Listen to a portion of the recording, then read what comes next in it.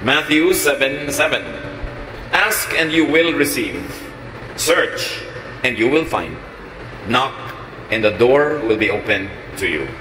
Ang ating pag-aaral, pinamagatan natin, attract blessings. Paano ba inaakit natin, lumapit sa atin ang mga pagpapala? Ama namin, salamat po dahil kayo Diyos na gustong mag-bless, magpala sa inyong mga anak.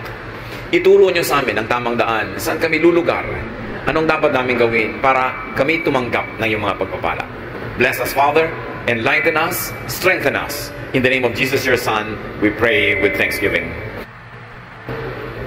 Maraming mga tao, ang tanong nila, paano ba ako magiging blessed?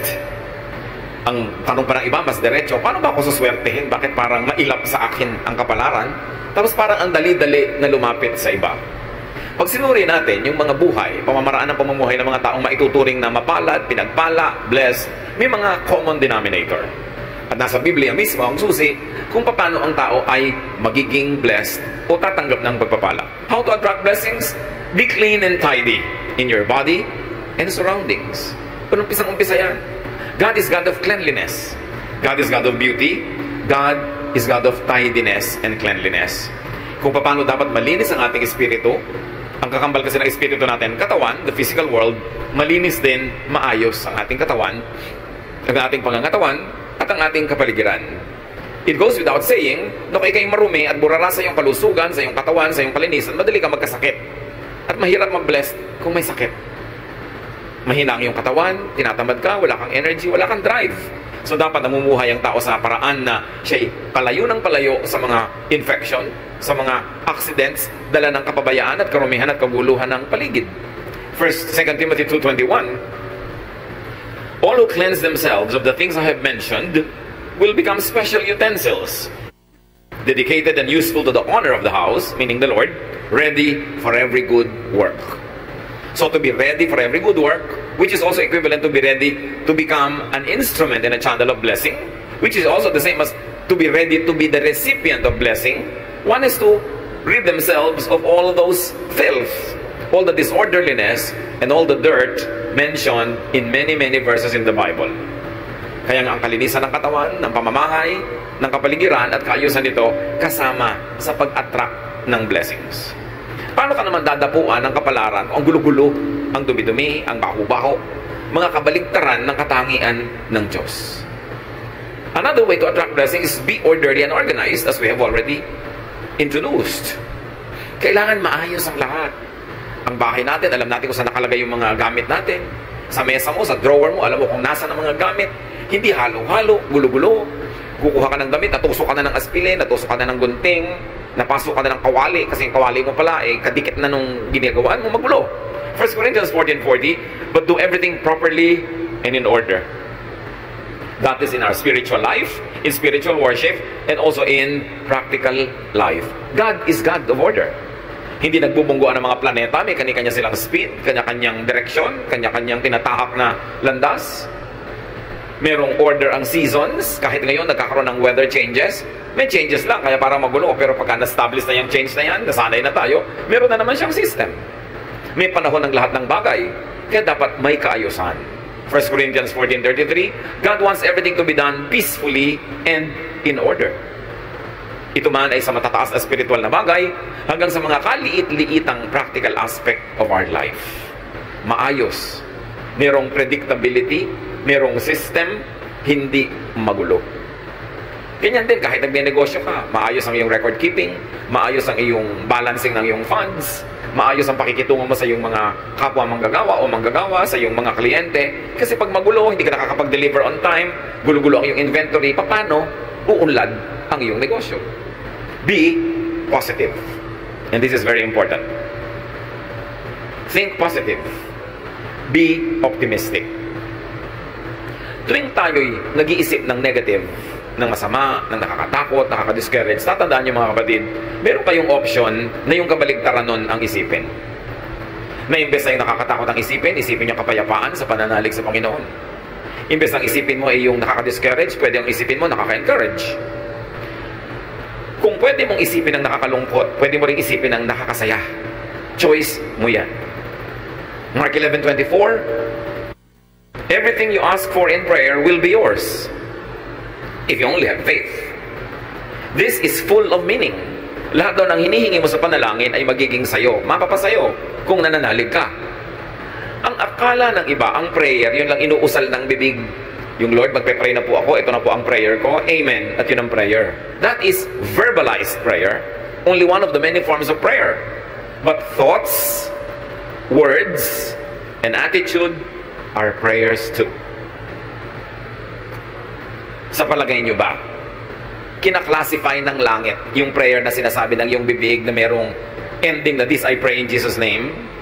Hinihiwalay niya ba yon sa mga isipin na pumapasok sa iyong utak? Sa mga iba pang salitang namumutawi sa iyong labik at sa iyong ugali? Lahat yan, prayer. At sabi, di ba, pag hinihingi mo at naniniwala ka, ibibigay sa iyo. Kaya yung iba sabi, ako, ang hirap ng pera. Mahirap ang kumita ng pera. Siguradong hirap yan sa pera. Kasi sinasabi niya, prayer yun.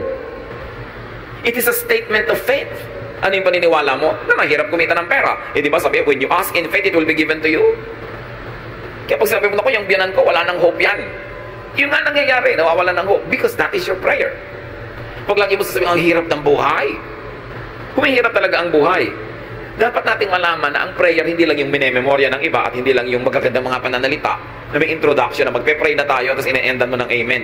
Lahat ng tumatawid sa iyong isip, lahat ng lumalabas sa iyong bibig ay panalangin. Kaya pag sabi mo, wala na akong pag-asa, ganito lang ako, nagiging ganun ka talaga. Kasi yun ang hinihingi mo. And the greatest deception is people don't realize that they are always praying. And only when you think that way, will you realize that it is possible to pray without ceasing. Di ba sabi, pray without ceasing? Pwede ka ba namang hindi tumigil manalangin? Yes. Kasi pati ang iniisip mo, panalangin. Pati ang panaginip mo, panalangin. When it crosses your mind, it registers in heaven. Because we connect with God through our thought. Paano ba tayo kumukonect sa God? Through our hands? Nakikipag-holding hands ba tayo sa Diyos? Through our lips? Through our feet? No, through our thoughts. And what you think of get registered in heaven. And when you believe in what you are thinking of, therefore you believe in your prayer, it is given to you. That's why watch your thoughts. Minsan sarili mong anak, sabi mo, itong anak ko na to, bobo to eh. Prayer mo yun. It is a statement of faith. Pag sasabing wala naman lalaking faithful, hindi ka nga mangyayari sa husband mo sa'yo kasi sinasabi mo na eh, pinagdadasal mo na.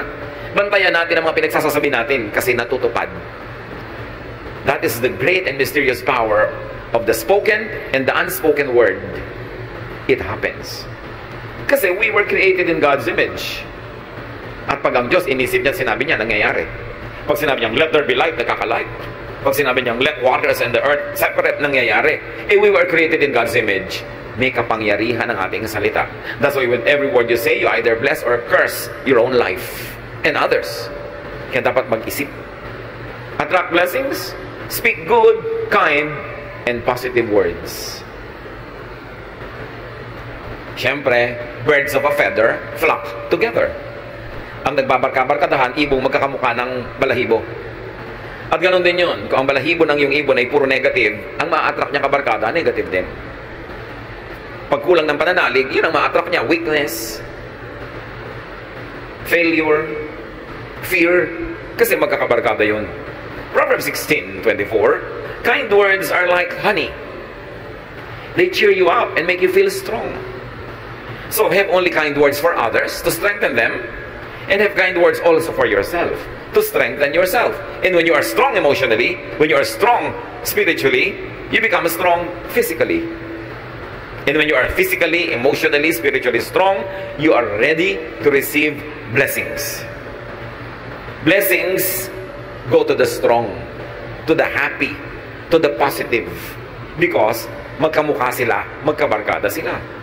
Prepare yourself to be blessed. Pag may nangyayaring hindi maganda sa iyong buhay, pwede mong yun i-celebrate. Palakihin mo siya. Hindi maganda ang buhay ko, kawawa naman ako, api ako, wala akong talent, mahirap ako. Sige, paulit-ulitin mo at di kanyan iiwan.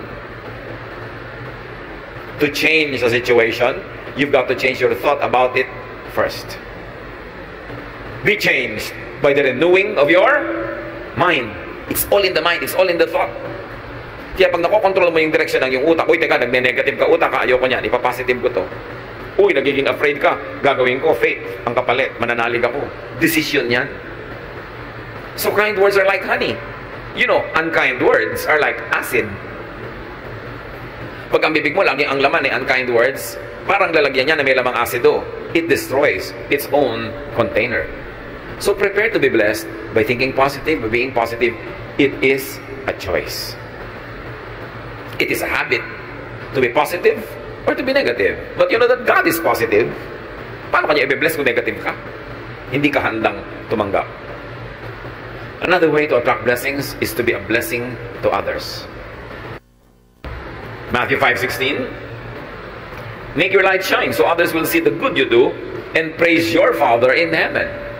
When people praise God because of what they see in you, is it too far for God and too difficult for God to bless you? Because He gets delighted when He is praised. And He is worthy of praise. Pero kung napipintasan ng Diyos dahil sa iyo, alam mo na kung anong ina-attract mo na energy. Yung kasabihang talbog sa akin, dikit sa iyo. Pag blessing ka sa iba, tatalbog din yung blessing, didikit sa iyo. Pagka curse o sumpa ka sa iba, tatalbog yung sumpa, babalik sa iyo didikit. Because what you give is what you get. Ganun ang rule of life. What you give is what you get. So when you give blessings, anong ibibigay sa'yo ng kalangitan? Kundi blessings din. Kaya yung mga mararamot, yung mga mahilig na gumawa ng masama sa kapwa, manira, hindi nila alam, sarili nila ang magiging sira pagkatapos nun. Bumabalik at bumabalik sa atin parang boomerang ang lahat ng ating hinahagis. Kaya kung dumudura ka sa langit, sa mukha mo rin lalaglag ang iyong dura. Pagka nang aapi ka ng kapwa, may balik yon. Pag naninira ka, gumagawa ka ng masama, may balik yon. Kaya nakikita nyo ha, most of the time, yung mga chismosa, hirap sa buhay. At kung hindi man sila nahihirapan ngayon, baka bukas pa. Pero kadalasan, isipin nyo lahat ng chismosang kilala nyo sa buhay nyo. Mga hirap sa buhay. Kasi negative. Kasi laging naninira. You attract blessings, give. Be a giver of good things. Be generous with what you give. Proverbs 11:25, be generous and you will be prosperous. Help others and you will be helped. Napakadali namang maintindihan.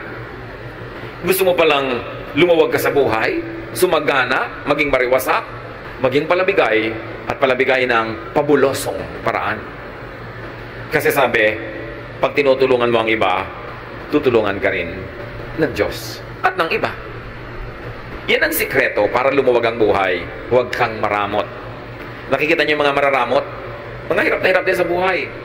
Umisan ang damot-damot, laging nanlalamang, nakakaipon ng konting pera, tapos biglang isang grabing sakit, ubos ang pera. Nagbabalansi lagi. God is the greatest accountant. Laging may debit, may credit, laging may balance. At binabalansin ng langit ang lahat ng negative na binibigay natin sa kapwa at sa mundo.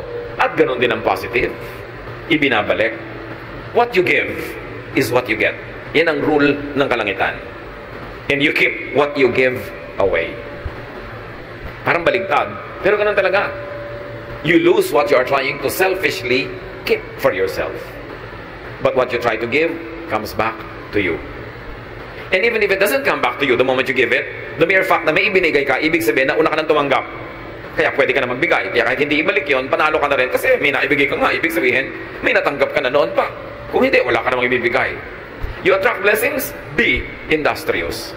Kailangan masipag. Pag kami nagtatanong sa akin, young person, namimili kung sinong papakasalan among several choices, everything being equal, anak, sasabihin ko, tingnan mo kung sino yung masipag. Yung masipag, malayo yan sa gutom, lalo't smart. Pero kahit guwapo, tamad, gutom yan, at pag kumakalam na yung sikmura mo, hindi ka tayo magugwapuhan dyan. Kailangan masipag. Masarap kasama ang masipag. Magaan kasama. So, be industrious. You want to attract blessings? Alam nyo, God is God who works. Sabi niya, 6 days you should labor, and the 7th you should rest. So, 6 days of work, bago ka magkaroon ng 1 day of rest. Hindi ka tulad naman ng iba, 6 days of rest, 1 day rest pa rin. Walang work, tapos gusto magkapera. Work well. It's not enough that you work well. Para yung quality ng trabaho mataas. Nakakalungkot naman, ang sipag-sipag mo nga, pero napakaliit naman ang sweldo doon sa pinagtatrabahuhan mo. Dapat humanap ka ng iba na yung sipag mo masusuklian ng tamang katumbas na sweldo o kita o tubo. Kasi marami naman masipag, kaya lang hindi smart. Nagasgas na, napagod na, namatay na katatrabaho, pobre pa rin. Kasi yung kanyang ginagawa, hindi sapat yung kinikita niya sa kanyang pagod. Dapat sapat para sulit. Kung magtatrabaho ka ng 7 taon, 10 taon, 50 taon, dapat mas marami kang kinita kaysa nagtrabaho ka rin ng ganung kahaba na ang konti-konti ng kinita mo.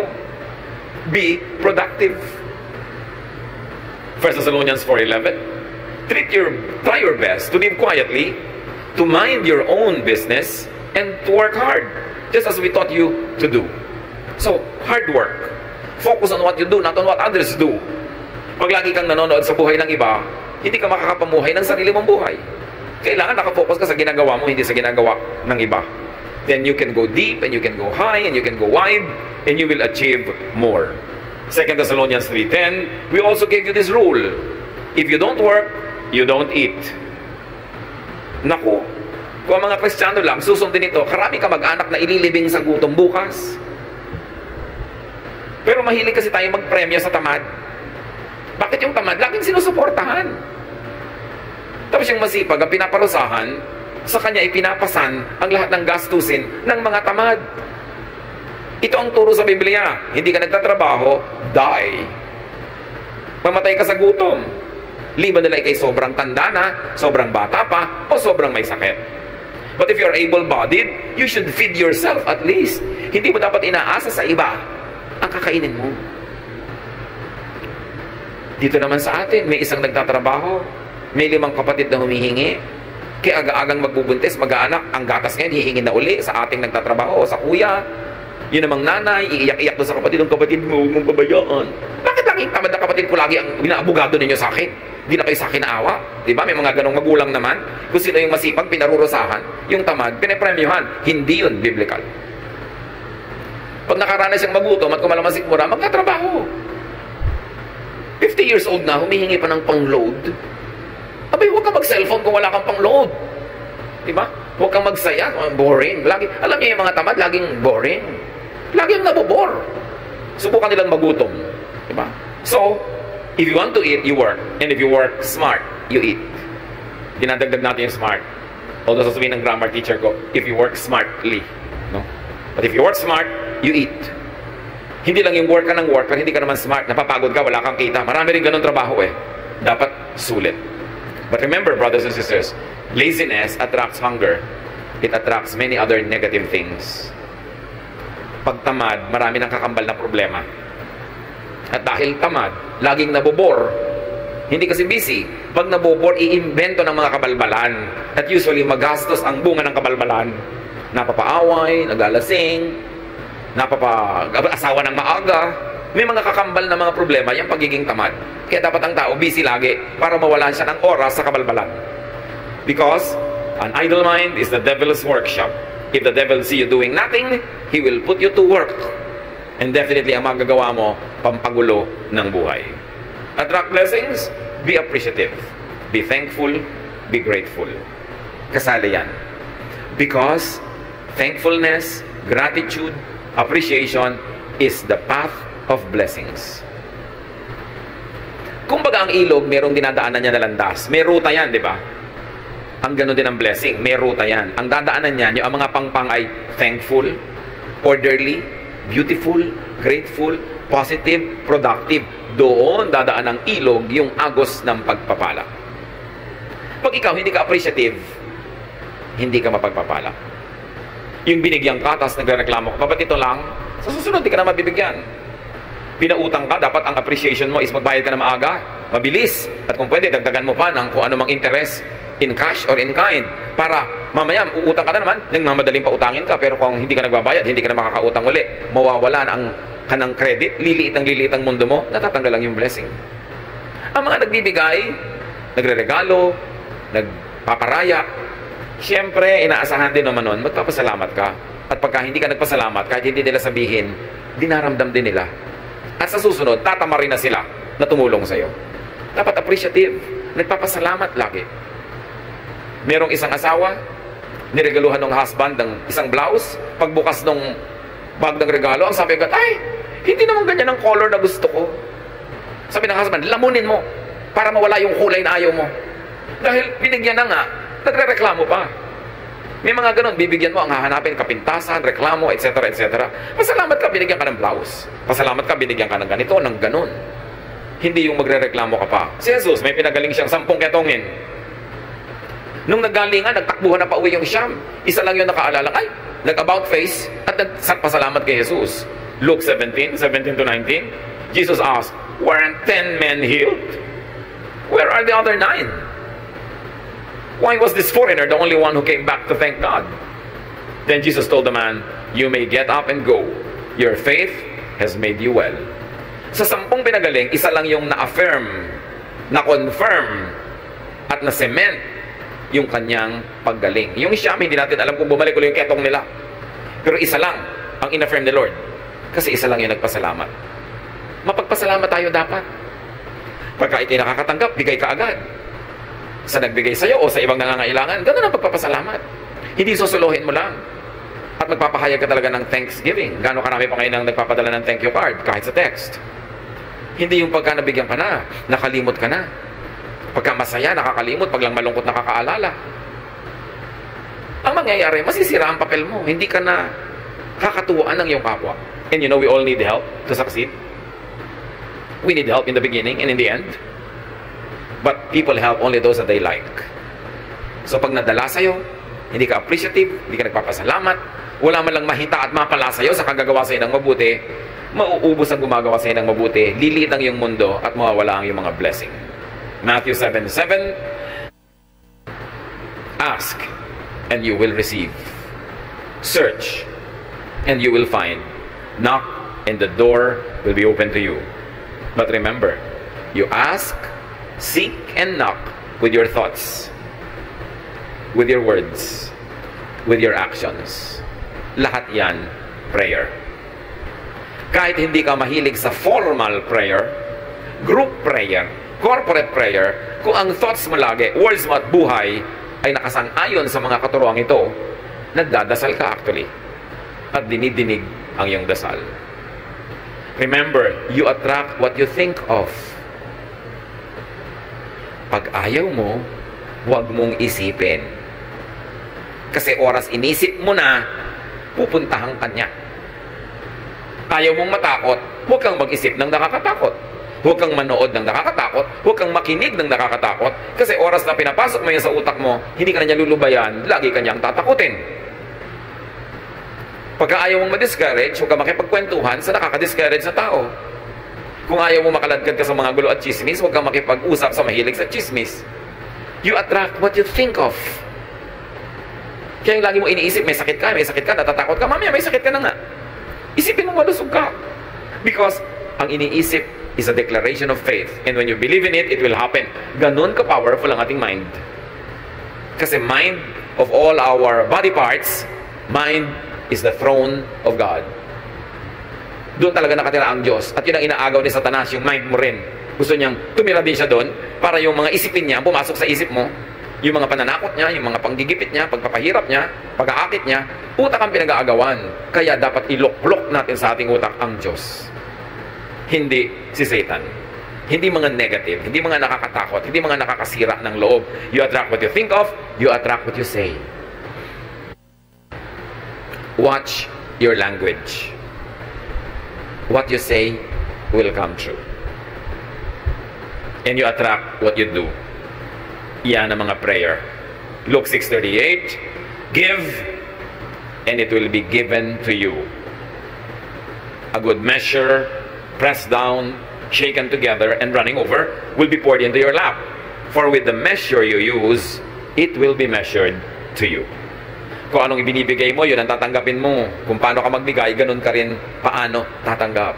So give, and you will receive. Be a blessing, and you will be blessed. Dear Lord, we thank you for these reminders. Salamat sa mga paalala nyo na hindi naman mahiwaga para mabless. Itinuro nyo sa inyong salita kung paano kami mabibless. Buksan nyo po ang aming isip. At sa mga alam na namin, turuan mo kami maging masunurin That we do not resist your word when we hear it. That today as we hear your word, we do not harden our hearts as in rebellion. Kundi maging teachable kami. And we should be willing to change our ways. To change from negative to positive. From ungrateful to grateful. From unloving to loving. From unhappy to happy. Teach us, Lord, to pattern our thoughts after the thoughts of your Son, Jesus. Madisiplina namin ang aming isip at ang aming bibig. At tumindig kami, lumugar, kung saan dumadaan ang agos ng iyong pagpapala. Pagbulay-bulayan natin naman ito, mga kapatid, kung paano i-apply sa ating personal life. Meditate on it for a minute. Think about what this message is telling us. And decide to heed the word of truth. Truth that liberates and empowers. Be alone with the Lord in silent reflection.